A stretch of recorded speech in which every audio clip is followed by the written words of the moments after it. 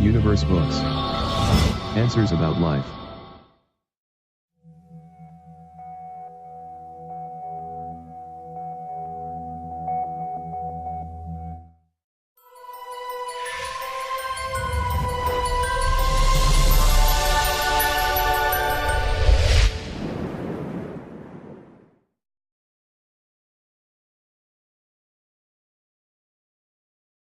Universe Books presents, Your Faith is Your Fortune.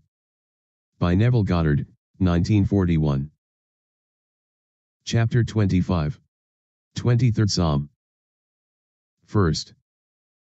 The Lord is my shepherd, I shall not want. My awareness is my Lord and shepherd. That which I am aware of being, is the sheep that follow me. So good a shepherd is my awareness of being, it has never lost one sheep or thing that I am aware of being. My consciousness is a voice calling in the wilderness of human confusion, calling all that I am conscious of being to follow me. So well do my sheep know my voice, they have never failed to respond to my call, nor will there come a time when that which I am convinced that I am will fail to find me. I am an open door for all that I am to enter. My awareness of being is Lord and Shepherd of my life. Now I know I shall never be in need of proof or lack the evidence of that which I am aware of being. Knowing this, I shall become aware of being great, loving, wealthy, healthy, and all other attributes that I admire. Second. He maketh me to lie down in green pastures. My awareness of being magnifies all that I am aware of being, so there is ever an abundance of that which I am conscious of being. It makes no difference what it is that man is conscious of being, he will find it eternally springing in his world. The Lord's measure, man's conception of himself, is always pressed down, shaken together, and running over. Third. He leadeth me beside the still waters. There is no need to fight for that which I am conscious of being, for all that I am conscious of being shall be led to me as effortlessly as a shepherd leads his flock to the still waters of a quiet spring. Fourth. He restoreth my soul, he leadeth me in the paths of righteousness for his name's sake. Fifth. Yea, though I walk through the valley of the shadow of death, I will fear no evil, for thou art with me, thy rod and thy staff they comfort me. Now that my memory is restored, so that I know I am the Lord and beside me there is no God, my kingdom is restored. My kingdom, which became dismembered in the day that I believed in powers apart from myself, is now fully restored. Now that I know my awareness of being is God, I shall make the right use of this knowledge by becoming aware of being that which I desire to be. Sixth. Thou preparest a table before me in the presence of mine enemies, thou anointest my head with oil, my cup runneth over. In the face of seeming opposition and conflict, I shall succeed, for I will continue to outpicture the abundance that I am now conscious of being. My head, consciousness, will continue to overflow with the joy of being God. Seventh. Surely goodness and mercy shall follow me all the days of my life, and I will dwell in the house of the Lord forever. Yes, though I walk through all the confusion and changing opinions of men, I will fear no evil, for I have found consciousness to be that which makes the confusion. Having in my own case restored it to its rightful place and dignity, I shall, in spite of the confusion, outpicture that which I am now conscious of being. And the very confusion will echo and reflect my own dignity. Because I am now conscious of being good and merciful, signs of goodness and mercy are compelled to follow me all the days of my life, for I will continue to dwell in the house, or consciousness, of being God, good, forever. Chapter 26. Gethsemane.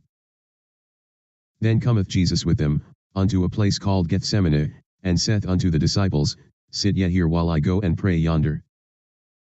Matthew 26, verse 36. A most wonderful mystical romance is told in the story of Jesus in the Garden of Gethsemane, but man has failed to see the light of its symbology, and has mistakenly interpreted this mystical union as an agonizing experience in which Jesus pleaded in vain with his Father to change his destiny. Gethsemane is to the mystic, the garden of creation, the place in consciousness where man goes to realize his defined objectives. Gethsemane is a compound word, meaning to press out an oily substance, geth, to press out, and shemen, an oily substance. The story of Gethsemane reveals to the mystic in dramatic symbology the act of creation. Just as man contains within himself an oily substance which, in the act of creation, is pressed out into a likeness of himself, so he has within himself a divine principle, his consciousness, which conditions itself as a state of consciousness, and without assistance presses out or objectifies itself. A garden is a cultivated piece of ground, a specially prepared field, where seeds of the gardener's own choice are planted and cultivated. Gethsemane is such a garden, the place in consciousness where the mystic goes with his properly defined objectives. This garden is entered when man takes his attention from the world round about him, and places it on his objectives. Man's clarified desires are seeds containing the power and plans of self-expression, and, like the seeds within man, these, too, are buried within an oily substance, a joyful and thankful attitude of mind.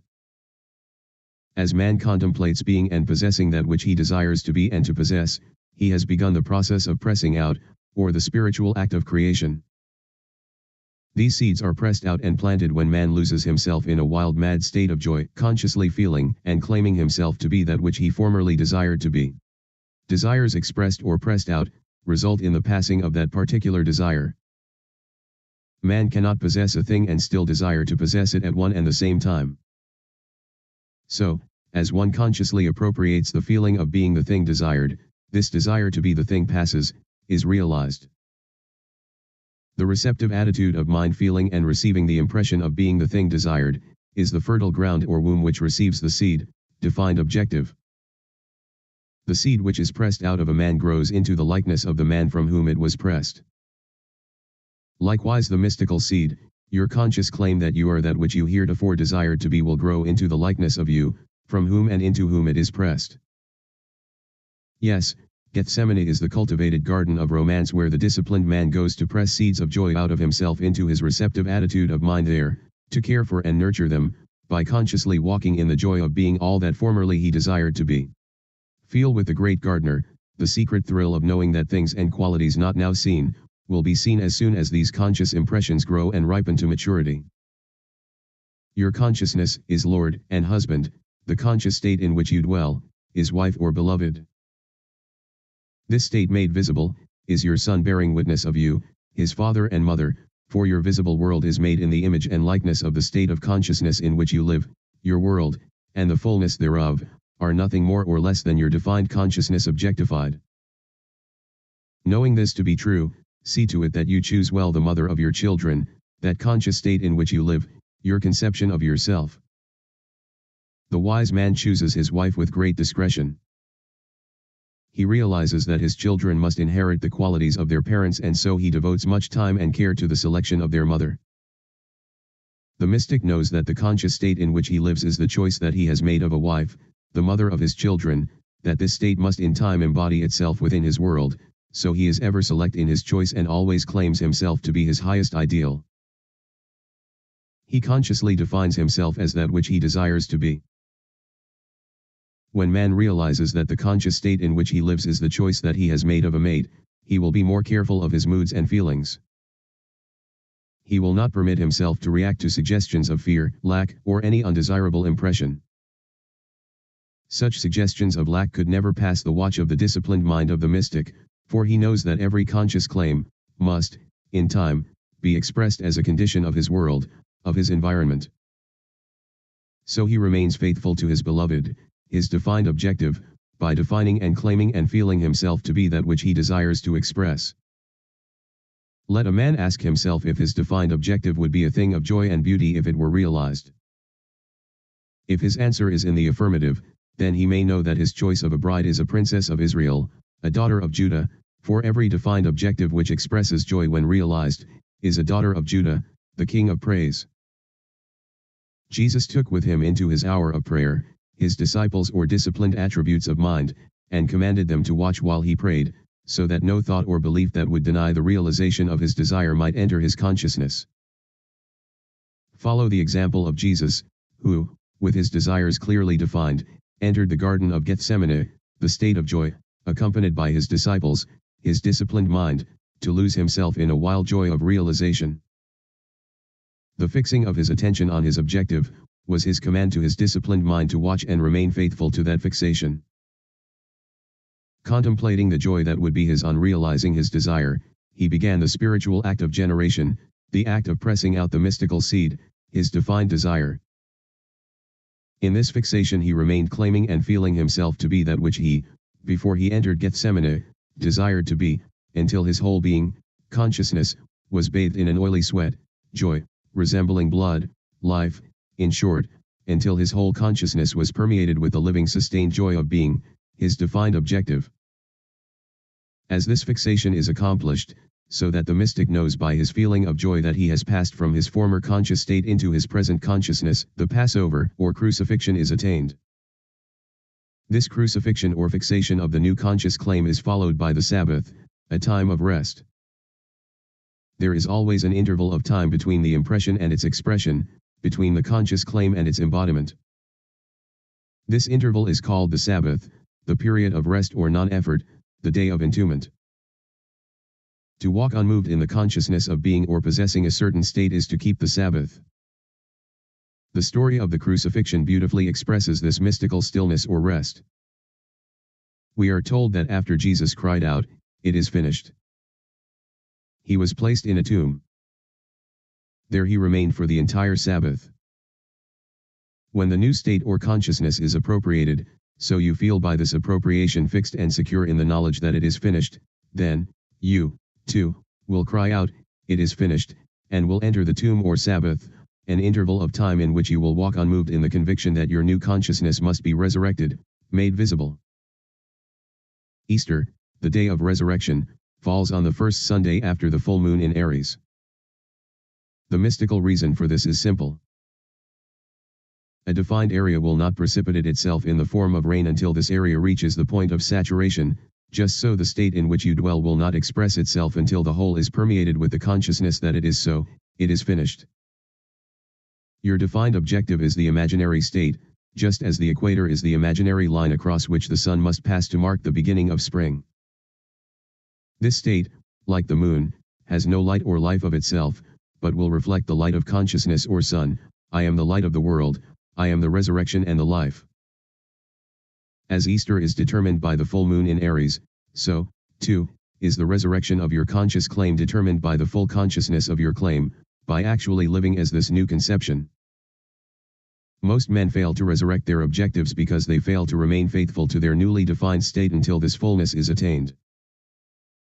If man would bear in mind the fact that there can be no Easter or day of resurrection until after the full moon, he would realize that the state into which he has consciously passed will be expressed or resurrected only after he has remained within the state of being his defined objective. Until his whole self thrills with the feeling of actually being his conscious claim, in consciously living in the state of being it, and only in this way will man ever resurrect or realize his desire. Chapter 27. A Formula for Victory. Every place that the sole of your foot shall tread upon, that have I given unto you. Joshua 1, verse 3. The majority of people are familiar with the story of Joshua capturing the city of Jericho. What they do not know is that this story is the perfect formula for victory under any circumstances and against all odds. It is recorded that Joshua was armed only with the knowledge that every place that the sole of his foot should tread upon would be given to him, that he desired to capture or tread upon the city of Jericho, but found the walls separating him from the city impassable. It seemed physically impossible for Joshua to get beyond these massive walls and stand upon the city of Jericho. Yet he was driven by the knowledge of the promise that regardless of the barriers and obstacles separating him from his desires, if he could but stand upon the city, it would be given to him. The book of Joshua, further, records that instead of fighting this giant problem of the wall, Joshua employed the services of the harlot Rahab, and sent her as a spy into the city. As Rahab entered her house, which stood in the midst of the city, Joshua, who was securely barred by the impassable walls of Jericho, blew on his trumpet 7 times. At the 7th blast, the walls crumbled, and Joshua entered the city victoriously. To the uninitiated, this story is senseless. To the one who sees it as a psychological drama rather than as a historical record, it is most revealing. If we would follow the example of Joshua, our victory would be similarly simple. Joshua symbolizes to you, the reader, your present state, the city of Jericho symbolizes your desire, or defined objective. The walls of Jericho symbolize the obstacles between you and the realization of your objectives. The foot symbolizes the understanding, placing the sole of the foot upon a definite place indicates fixing a definite psychological state. Rahab, the spy, is your ability to travel secretly or psychologically to any place in space. Consciousness knows no frontier. No one can stop you from dwelling psychologically at any point or in any state in time or space.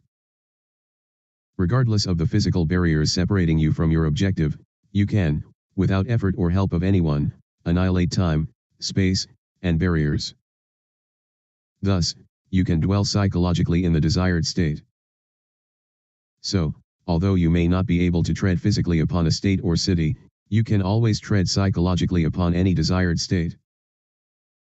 By treading psychologically, I mean that you can now, this moment, close your eyes and after visualizing or imagining a place or state other than your present one, actually feel that you are now in such a place or state. You can feel this condition to be so real that upon opening your eyes you are amazed to find that you are not physically there. A harlot, as you know, gives to all men that which they ask of her. Rahab, the harlot, symbolizes your infinite capacity to psychologically assume any desirable state without questioning whether or not you are physically or morally fit to do so. You can today capture the modern city of Jericho or your defined objective if you will psychologically reenact the story of Joshua, but, to capture the city and realize your desires, you must carefully follow the formula of victory as laid down in this book of Joshua. This is the application of this victorious formula as a modern mystic reveals it today. First, define your objective, not the manner of obtaining it, but your objective, pure and simple. Know exactly what it is you desire so that you have a clear mental picture of it. Secondly, take your attention away from the obstacles which separate you from your objective and place your thought on the objective itself. Thirdly, close your eyes and feel that you are already in the city or state that you would capture. Remain within this psychological state until you get a conscious reaction of complete satisfaction in this victory. Then, by simply opening your eyes, return to your former conscious state. This secret journey into the desired state, with its subsequent psychological reaction of complete satisfaction, is all that is necessary to bring about total victory. This victorious psychical state will embody itself despite all opposition. It has the plan and power of self-expression. From this point forward, follow the example of Joshua, who, after psychologically dwelling in the desired state until he received a complete conscious reaction of victory, did nothing more to bring about this victory than to blow 7 times on his trumpet. The 7th blast symbolizes the 7th day, a time of stillness or rest, the interval between the subjective and objective states, a period of pregnancy or joyful expectancy. This stillness is not the stillness of the body but rather the stillness of the mind, a perfect passivity which is not indolence, but a living stillness born of trust in this immutable law of consciousness. Those not familiar with this law or formula for victory in attempting to still their minds, succeed only in acquiring a quiet tension, which is nothing more than compressed anxiety. But you, who know this law, will find that after capturing the psychological state which would be yours if you were already victoriously and actually entrenched in that city, will move forward towards the physical realization of your desires. You will do this without doubt or fear, in a state of mind fixed in the knowledge of a prearranged victory. You will not be afraid of the enemy because the outcome has been determined by the psychological state that preceded the physical offensive, and all the forces of heaven and earth cannot stop the victorious fulfillment of that state. Stand still in the psychological state defined as your objective until you feel the thrill of victory. Then, with confidence born of the knowledge of this law, watch the physical realization of your objective. Set yourself, stand still, and watch the salvation of the law with you. The end.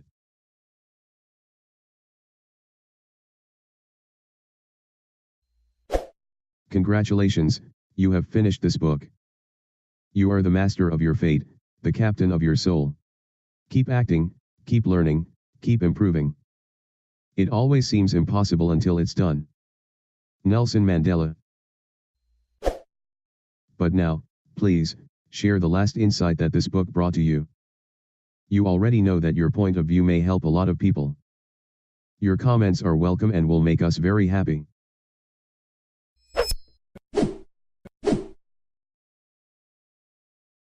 It is the last chance in this video to download your ebook PDF and to subscribe as well. Thank you, we will meet again.